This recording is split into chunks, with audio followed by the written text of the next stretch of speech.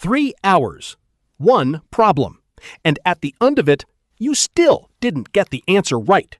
That's not a math problem, that's a method problem. And the method is what nobody ever fixed for you. By the end of this video, you'll know exactly why your brain dumps math overnight like it never happened, and you'll have the precise system that reverses it. There's one moment coming up that will completely change how you see your own ability. Stay for it. Before we go further, honestly, how many times have you reviewed a chapter the night before an exam and felt like you were reading it for the first time? Here is the truth that changes everything. Nobody is born a math person. In 2007, researcher Stanislas Dehaene at the Collège de France published findings showing that the human brain has a dedicated neural circuit for numerical processing, the intraparietal sulcus. And like any circuit, it gets stronger the more you fire it.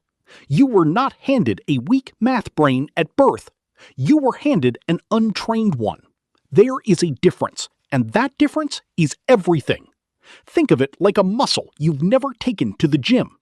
If you tried to bench press on day one without any training, you'd fail, and you'd assume you're physically weak. That's exactly what happens when students sit down with calculus, having never built the foundational neural pathways for it. The failure feels personal. It isn't. The consequence for you is immediate.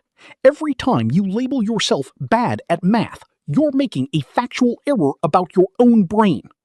Neuroplasticity, the brain's ability to rewire itself through repeated practice, doesn't stop at age 16 or 18 or 25.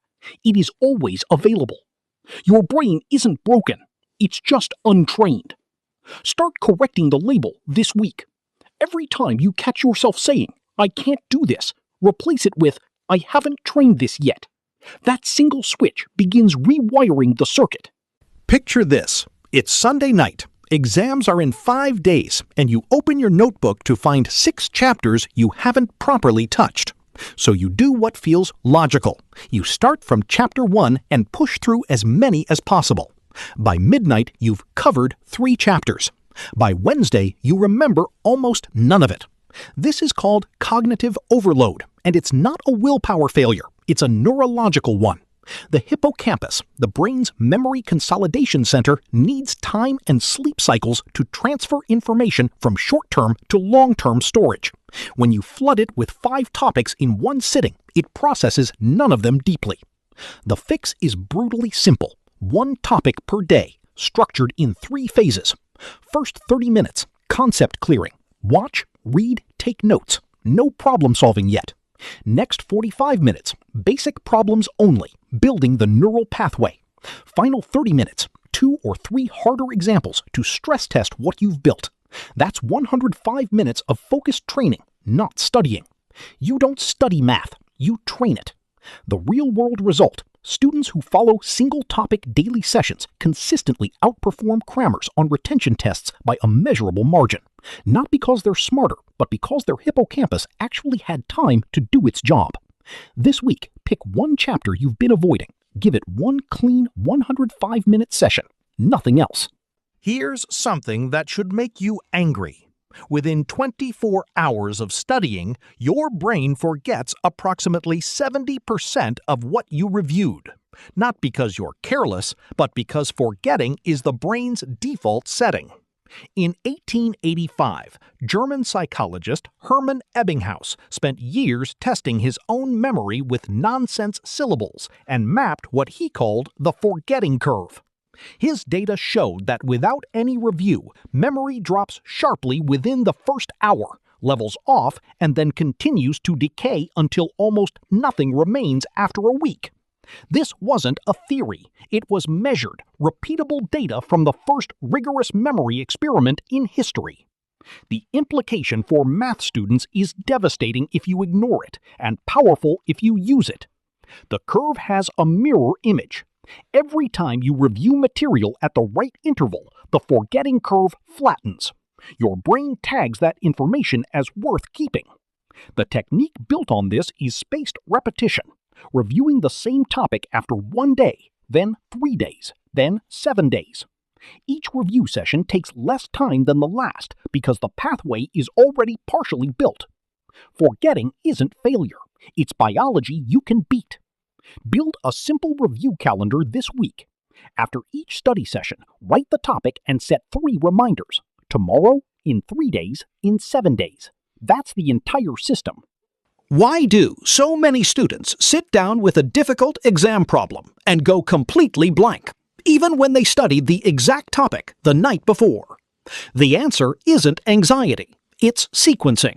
When you skip directly to hard problems before your brain has warmed up on easier ones, you're asking your prefrontal cortex, the region responsible for complex reasoning, to run at full capacity before it's had any activation.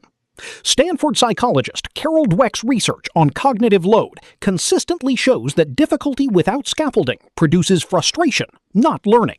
The brain registers failure and starts avoiding the task. The solution is a 4-level pyramid. Level 1, worked examples. You follow the solution. You understand the flow. Level 2, easy questions. You build momentum and confirm the concept is seeded. Level 3, medium problems. You train stamina and catch the gaps. Level 4, exam-style difficult problems. You lock in confidence because you've earned it. Each level prepares the neural circuitry for the next. Build the pyramid. Don't jump to the top.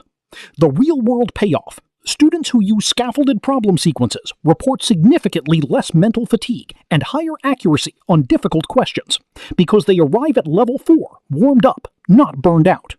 Next time you open a problem set, start at level 1, even if it feels too easy. Momentum is the point. In 2019, a university student in Cairo named Youssef was failing his calculus course for the 2nd time. Not because he was incapable, his high school grades were solid, but because every time he sat down to study math, he'd spend 40 minutes reorganizing his desk, checking his phone, and telling himself he'd start after this one thing. Sound familiar? His tutor gave him one instruction. Set a timer for 10 minutes and commit only to those 10 minutes. No pressure beyond that. If he wanted to stop after 10 minutes, he was allowed to. What happened instead is what behavioral scientists call the Zeigarnik effect, the brain's tendency to stay engaged with unfinished tasks. Once Youssef started, stopping felt wrong. 10 minutes became 45. 45 became a full session. Within 3 weeks, his problem-solving speed had doubled, and he passed his reset with a grade he hadn't seen since secondary school. The 10-minute timer doesn't trick you into working harder. It removes the activation energy barrier, the psychological cost of starting, which is the only thing procrastination actually feeds on. Procrastination dies the moment you start. Tonight, before you do anything else, set a 10-minute timer for the math topic you've been avoiding most. Just 10 minutes.